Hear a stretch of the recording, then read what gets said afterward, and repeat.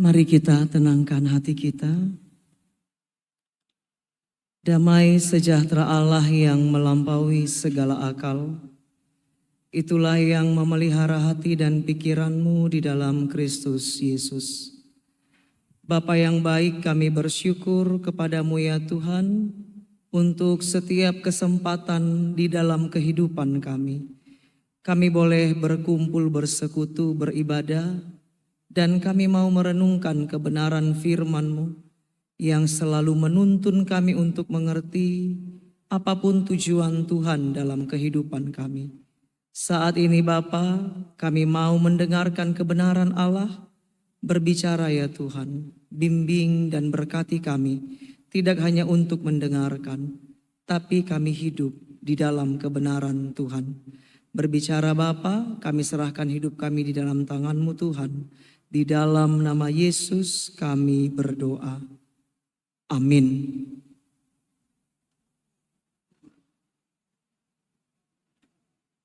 Bapak, Ibu, saudara-saudari yang terkasih di dalam Tuhan Yesus, firman Tuhan yang kita renungkan pada hari ini diambil dari kitab Kejadian pasal 32 ayat 22 sampai 32. Kejadian pasal 32 ayat 22 sampai ayatnya yang ke-32. Demikian firman Tuhan. Pada malam itu Yakub bangun dan ia membawa kedua istrinya, kedua budaknya perempuan, dan ke-11 anaknya, dan menyeberang di tempat penyeberangan sungai Yabok. Sesudah ia menyeberangkan mereka, ia menyeberangkan juga segala miliknya. Lalu tinggallah Yakub seorang diri, dan seorang laki-laki bergulat dengan dia sampai fajar menyingsing. Ketika orang itu melihat bahwa ia tidak dapat mengalahkannya, ia memukul sendi pangkal paha Yakub sehingga sendi pangkal paha itu terpelecok ketika ia bergulat dengan orang itu. Lalu kata orang itu, "Biarkanlah aku pergi karena fajar telah menyingsing." Sahut Yakub, "Aku tidak akan membiarkan engkau pergi jika engkau tidak memberkati aku." Bertanyalah orang itu kepadanya, "Siapakah namamu?" Sahutnya, "Yakub."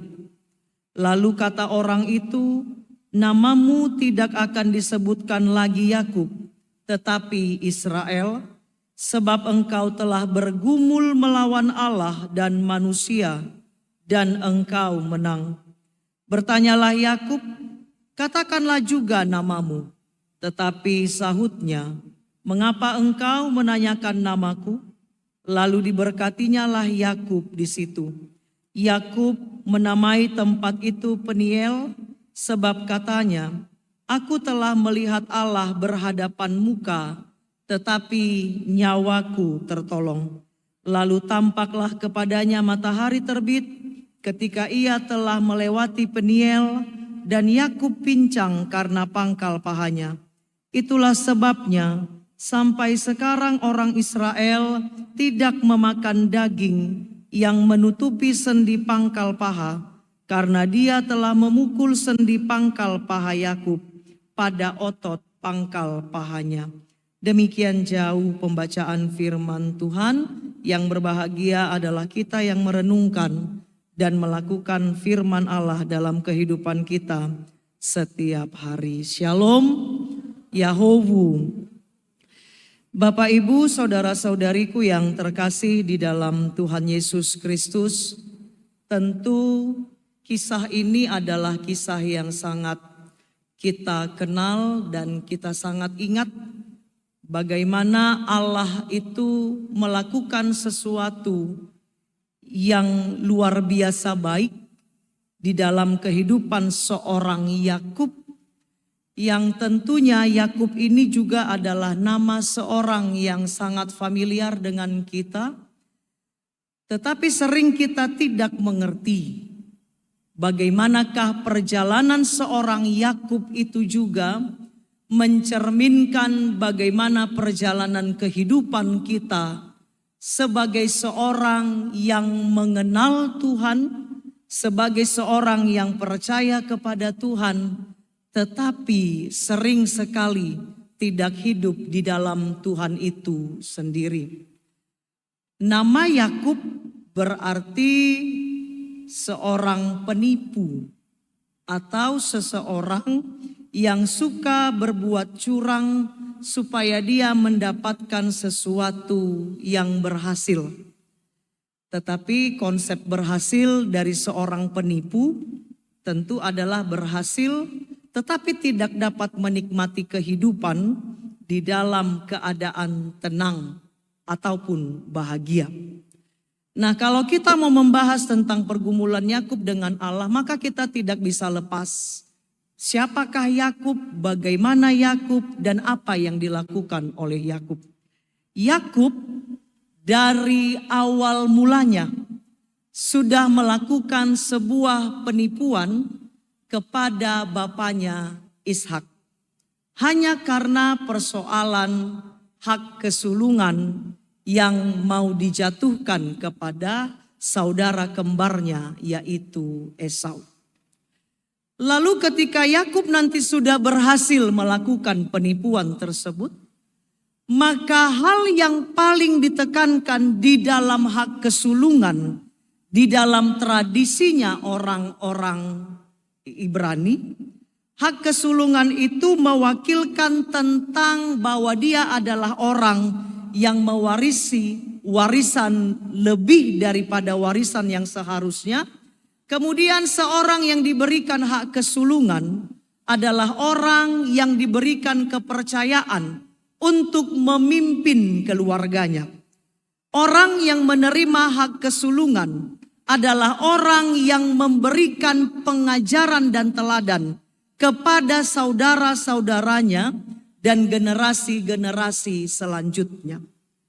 Tetapi bagaimanakah seorang Yakub yang ketika sudah menerima hak kesulungannya, tapi tidak dapat melakukan tanggung jawabnya seperti yang seharusnya dilakukan di tengah-tengah sebuah keluarga yang sudah meletakkan hak kesulungan di dalam kehidupannya. Ketika nanti Yakub sudah menipu Ishak dan kakaknya Esau, maka dia melarikan diri ke rumah pamannya Laban. Di rumah pamannya Laban, dia menjadi seorang hamba yang ada di bawah naungan pamannya sendiri. Lalu di rumah pamannya, dia mendapatkan keluarga, istri dan anak-anak. Di rumah pamannya juga dia mendapatkan segala sesuatu yang menjadi harta kekayaan yang tidak sedikit dari keberhasilannya melakukan strategi-strategi yang dianggap, yang dia pandang sebagai strategi yang jujur di hadapan Tuhan. Karena kalau kita melihat Yakub ini sebenarnya adalah pebisnis ulung.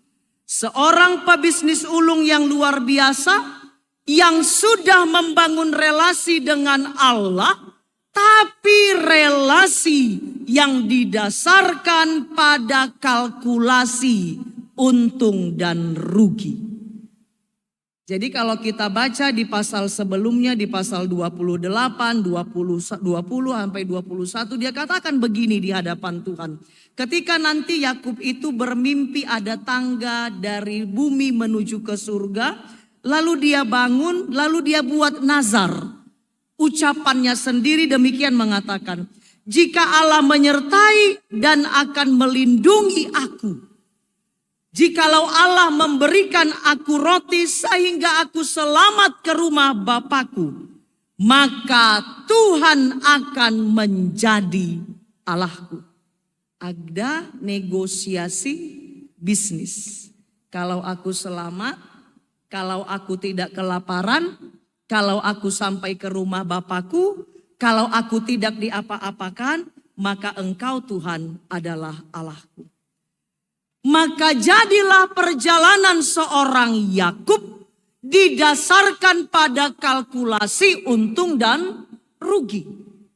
Segala cara dia halalkan demi mendapatkan segala sesuatu yang menjadi sumber kemakmuran pada waktu itu.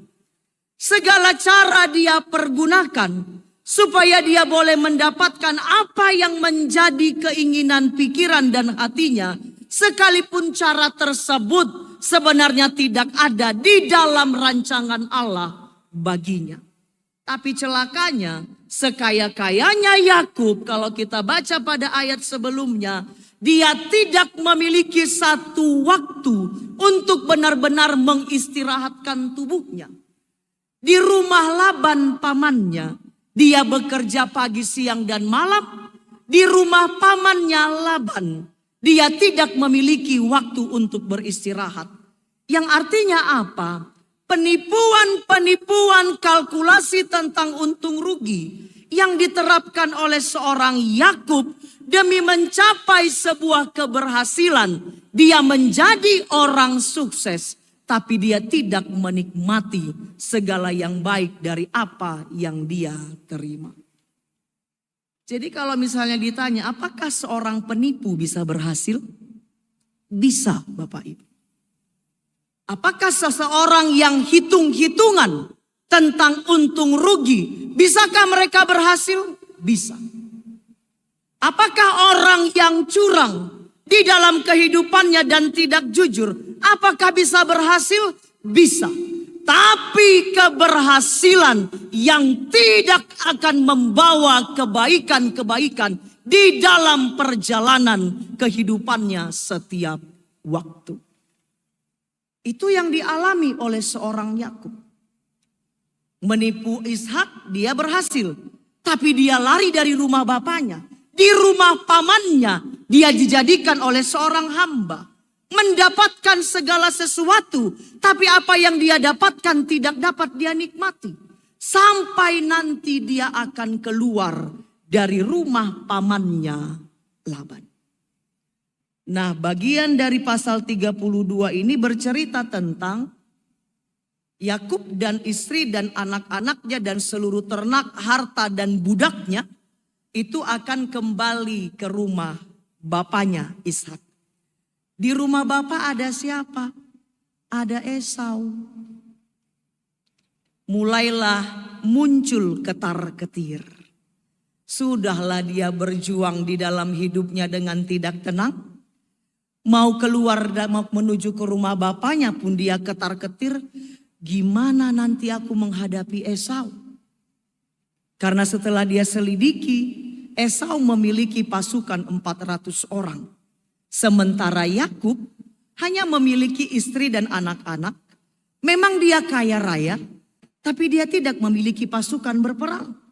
Sementara Esau punya pasukan berperang untuk bisa melenyapkan kekuatan dari Yakub itu sendiri. Itu yang menjadi sumber persoalan Yakub. Sehingga kalau kita baca, ada strategi yang disusun oleh Yakub untuk berhadapan dengan Esau. Dia bagi dua kelompok keluarganya, yang satu bersembunyi, yang satu pergi menghadap Esau. Kemudian dia buat 7 kelompok, kelompok-kelompok yang 7 ini membawa ternak persembahan untuk menyuap Esau. Setiap kelompok itu membawa tidak sedikit barang. Kalau kita baca ada beberapa ratus ekor lembu, unta dan anak-anak, kambing dan domba untuk dengan satu pengharapan, siapa tahu Esau akan melunak hatinya dan dia tidak akan membunuh aku dan keluargaku. Bahkan dia sampaikan di kata-katanya, dia katakan kepada budak-budaknya, kalau ditanya ini dari mana, bilang saja dari hambamu Esau. Begitulah tidak tenangnya kehidupan seorang Yakub ketika dia akan kembali ke rumah bapaknya. Itu bisa kita baca di ayat-ayat sebelumnya. Kepemimpinan seorang Yakub itu tidak lagi terlihat sebagai seorang pemimpin yang benar. Sampai pada perikop yang kita baca. Download aplikasi GoPay, selalu gratis top up dan tarik tunai di Alfamart dan Indomaret. Top up saldo kena biaya ya? Iya kak, tarik tunai juga. Lea dan Rahel ada dua selirnya. Zilpa dan Bilha. Dia seberangkan ke 11 anak-anaknya. Lalu dia seberangkan budak-budaknya. Tapi dia sendiri tidak menyeberangi sungai Yabok. Begitulah gelisahnya Yakub ketika akan berhadapan dengan Esau. Ketika dia bersembunyi setelah dia menyeberangkan seluruh keluarganya, apa yang terjadi? Pergumulan dengan seorang laki-laki pada malam hari di mana Yakub itu merebahkan diri. Ternyata membuat sebuah kesadaran dari sebuah kehidupan Yakub yang tidak benar. Ketika dia berharap istri dan anak-anakku sudah kuseberangkan, maka aku akan selamat. Ketika seorang Yakub yang seharusnya menjadi pemimpin atas keluarga, seorang Yakub yang seharusnya menggiring keluarganya, tapi mempertaruhkan keluarganya hanya satu demi kata keselamatan dari ketakutannya kepada seorang Esau yang dia takuti karena segala kesalahan yang dia alami. Jadi jangan kita berpikir ketika melakukan segala sesuatu yang baik kita aman. Ketika tidak masuk penjara melakukan korupsi, tapi dampak dari perilaku dosa, dikejar-kejar rasa bersalah, dikejar-kejar rasa tidak nyaman, dikejar-kejar rasa tidak baik, sampai seumur hidupnya. Itu yang dialami oleh seorang Yakub. Maka jangan pernah berpikir dengan tidak jujur kita bisa mendapatkan apapun dalam dunia ini benar. Tapi segala yang engkau dapatkan tidak akan memberikan ketenangan yang baik di dalam kehidupanmu. Itu yang dirasakan oleh seorang Yakub. Lalu apa yang terjadi ketika dia bergumul dengan malaikat itu sendiri? Dia bergumul sampai fajar menyingsing. Ketika sampai fajar menyingsing gak ada yang kalah, gak ada yang menang. Pada akhirnya manusia laki-laki itu memukul pangkal paha Yakub. Kalau dalam bahasa aslinya, kalau kita lihat di dalam terjemahan bahasa Indonesia, dia katakan dia memukul sendi pangkal paha Yakub. Berarti kalau dipukul itu kan agak kuat. Tapi dalam terjemahan aslinya, kata memukul itu bukan memukul yang kita kenal, tapi hanya menyentuh pangkal paha Yakub. Logikanya, kalau hanya disentuh pangkal pahanya nggak mungkin terpelecok. Tapi kakinya terpelecok. Maka disitulah nanti Yakub mengatakan, menyadari manusia ini bukan manusia yang biasa. Manusia yang bergulat denganku adalah manusia ilahi. Tadi kan dia masih bertarung tuh, masih kuat.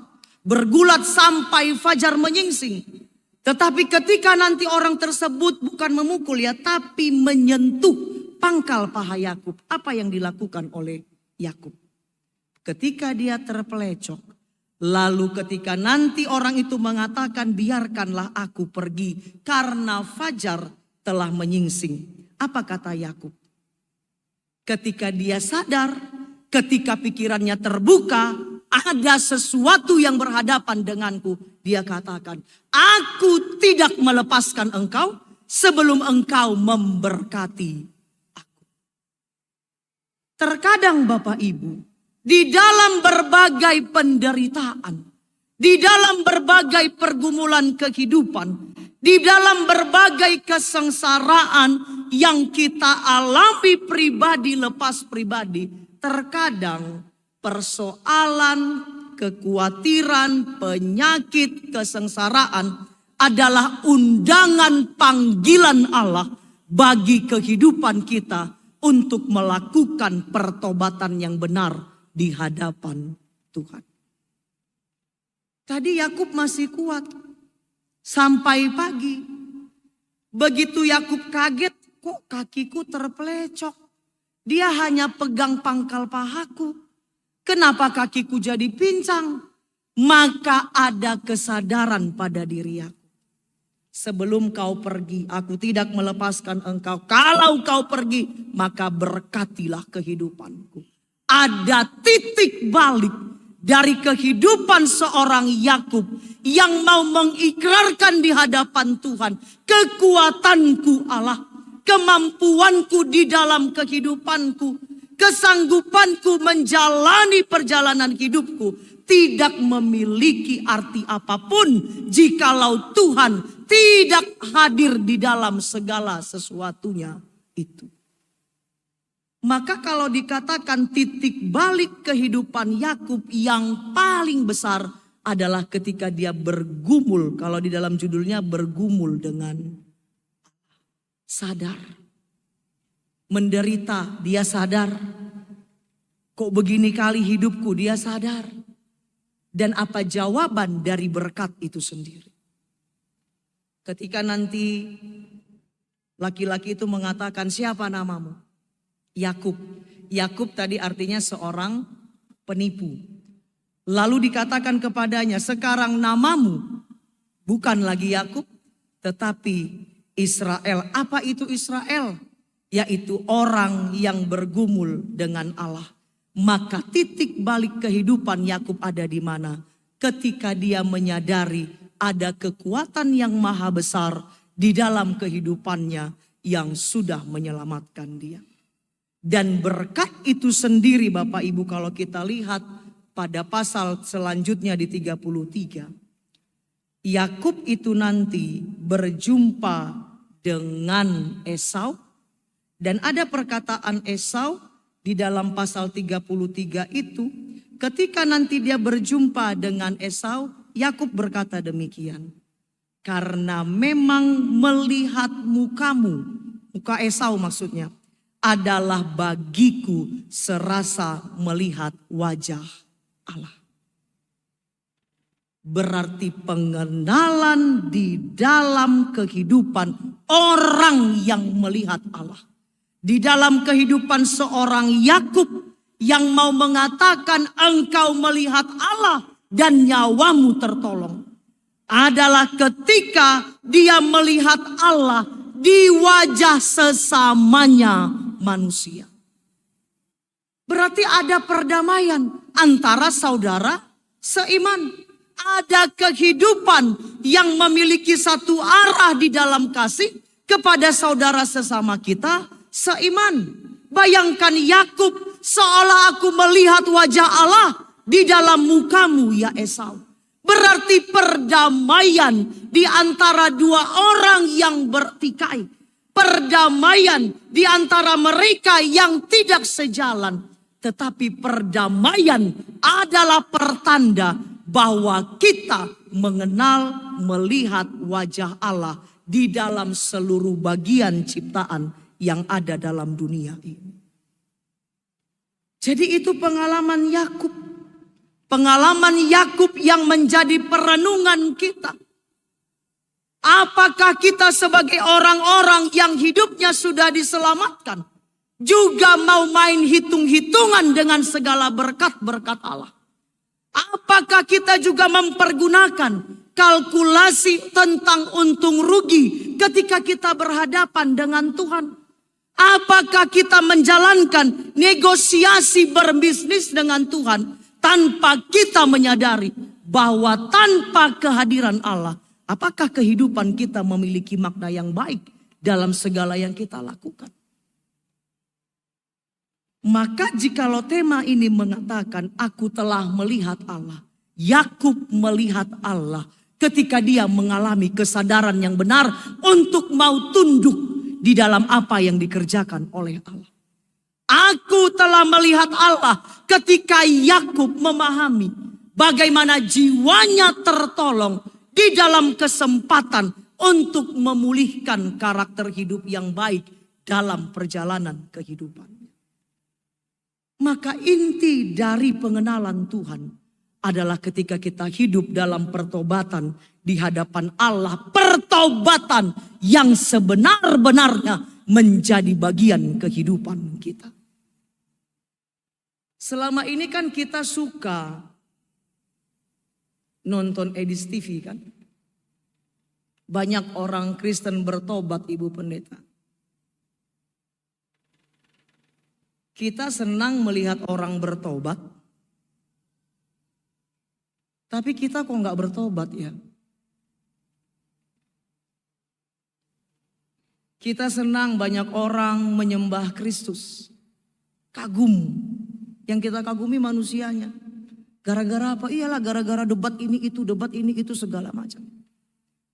Banyak orang bertobat, banyak orang menyembah Tuhan, banyak orang menyembah Kristus. Pertanyaannya, kau udah bertobat belum? Kita udah bertobat belum? Senang melihat orang bertobat, kita sudah berubah ataukah belum? Senang melihat pertobatan orang lain, kita sudah bertobatkah di dalam pemahaman yang benar? Jangan-jangan apa yang dikatakan Yesus itu akan terjadi bagi kita. Yang di belakang menjadi yang terkemudian, yang di depan menjadi yang di belakang. Karena apa? Taunya cuma kagum. Makin banyak orang berubah.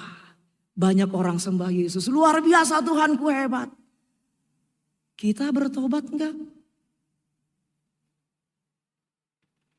Kita mengalami titik sadar tidak? Kita mengalami titik perubahan atau tidak? Yang sering terjadi, kita mengejar mujizat ke sana kemari. Kejar sana kemari, ada penyembuhan ilahi, ada mujizat terjadi. Akibat mujizat, Yesus mati di atas kayu salib.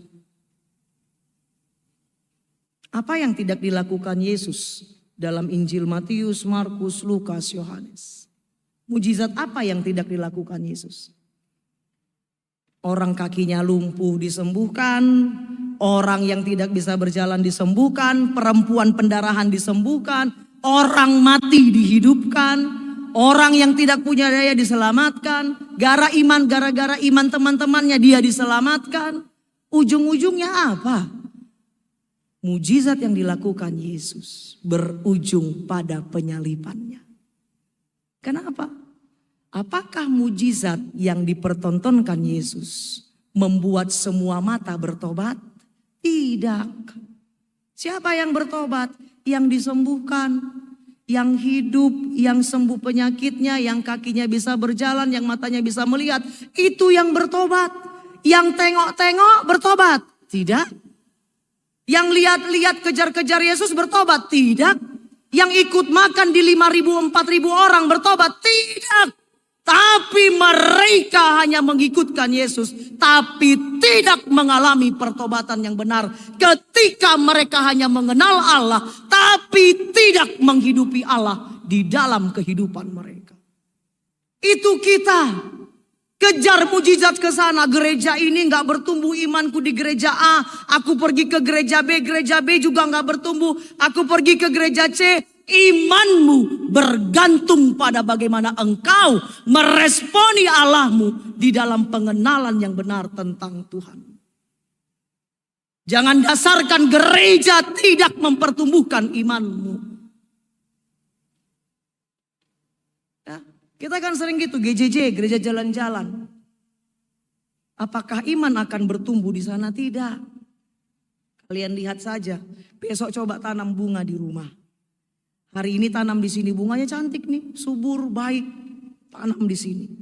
Siram, kasih pupuk, dirawat, dijaga. Besoknya pindahkan.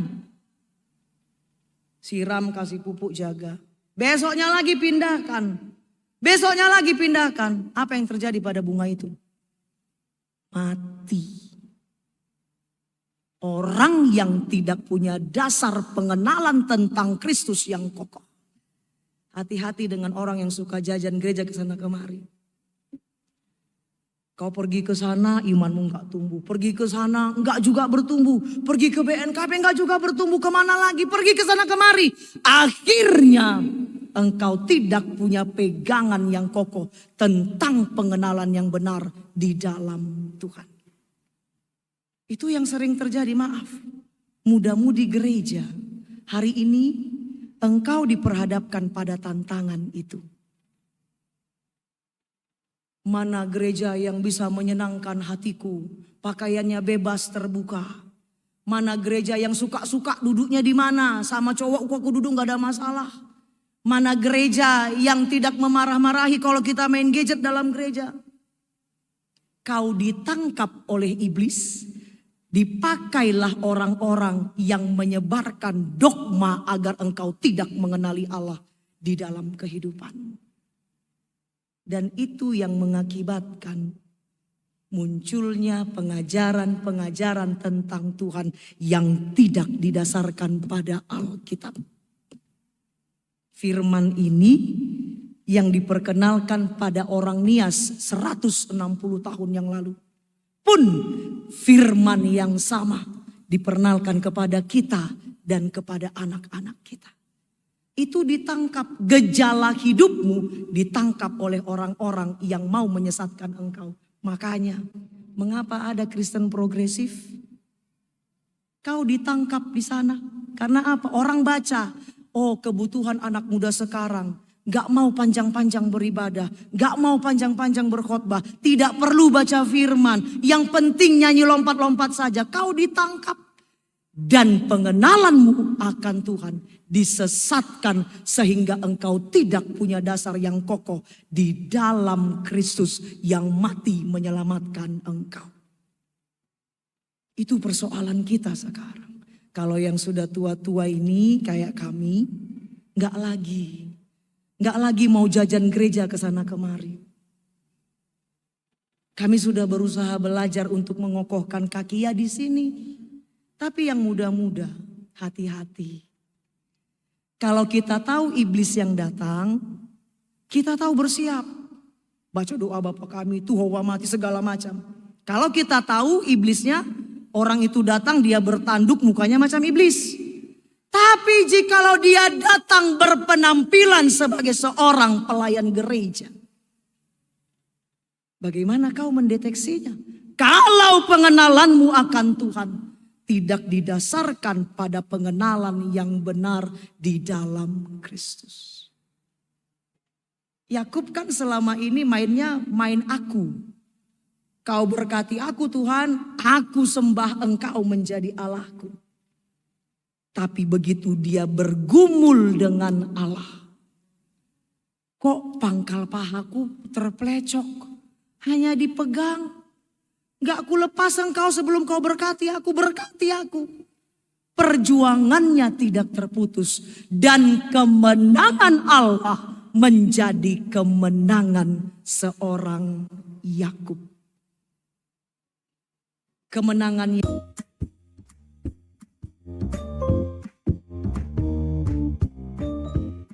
seorang Yakub. Kekalahannya secara fisik memenangkan dia di dalam pertarungan iman yang diperhadapkan kepadanya. Jadi juga itu tantangan kita. Kalau iblis datang di depanmu, kau tahu berdoa, Tuhan, aku diganggu iblis. Tapi jikalau yang datang di hadapanmu berpakaian sebagai seorang pelayan gereja, tapi menyesatkanmu, apa yang mau kau lakukan? Makanya kan sekarang kita lihat dulu yang ada itu perdebatan antar agama. Bukan perdebatan juga, dialog antar agama. Gak ada dialog antar agama yang ribut-ribut, enggak. Sekarang siapa yang berdialog? Siapa yang berdebat? Sesama orang-orang yang menganggap diri sebagai orang yang betul mengenal Allah, tapi hilang dalam menghidupi Tuhan.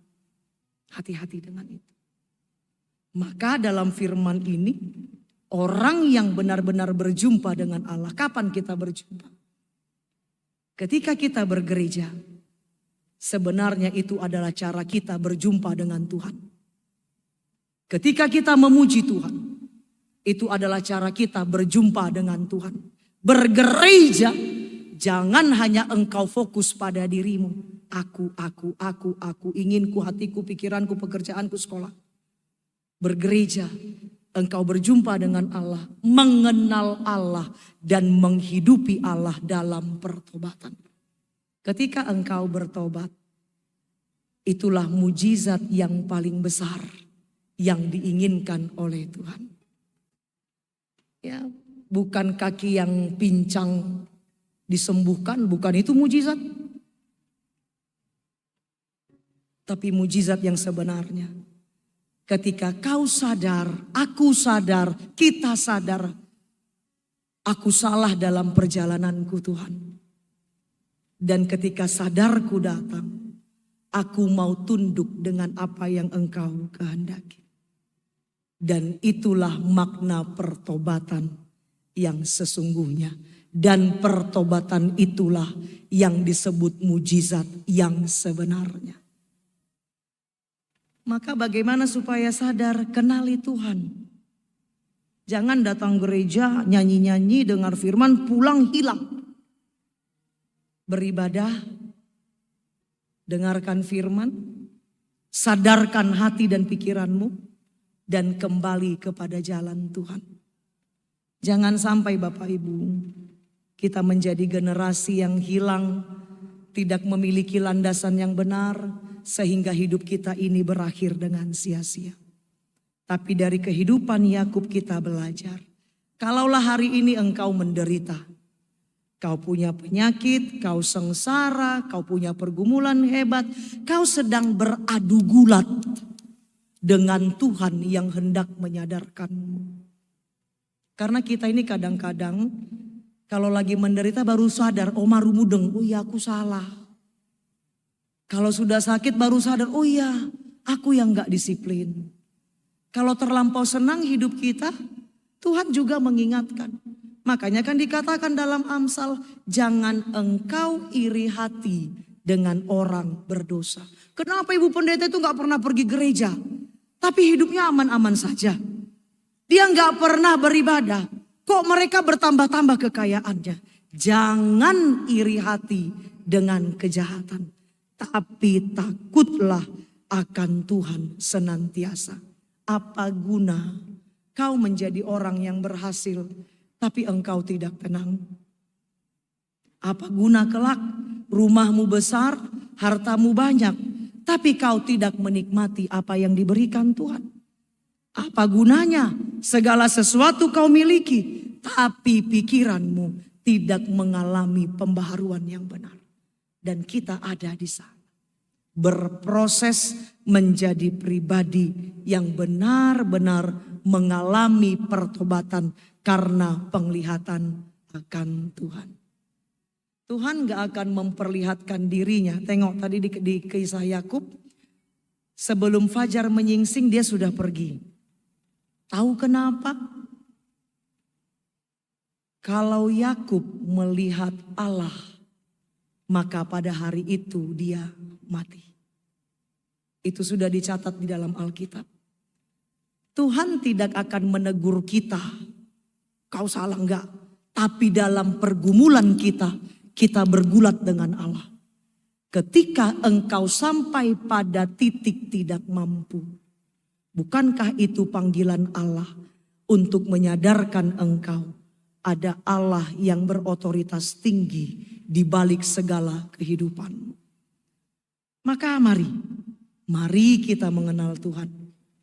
Bukan hanya mengenal Tuhan dengan cerita, tapi mengenal Tuhan dengan hidup yang benar di hadapan Allah. Yang menjadi ayat hafalan pada kita diambil dari pasal 32 ayat 30b. Pasal 32 ayat 30b, aku telah melihat Allah berhadapan muka, tetapi nyawaku tertolong. Kita baca bersama 3 ya. Aku telah melihat Allah berhadapan muka, tetapi nyawaku tertolong. Tuhan memberkati, mari kita berdoa.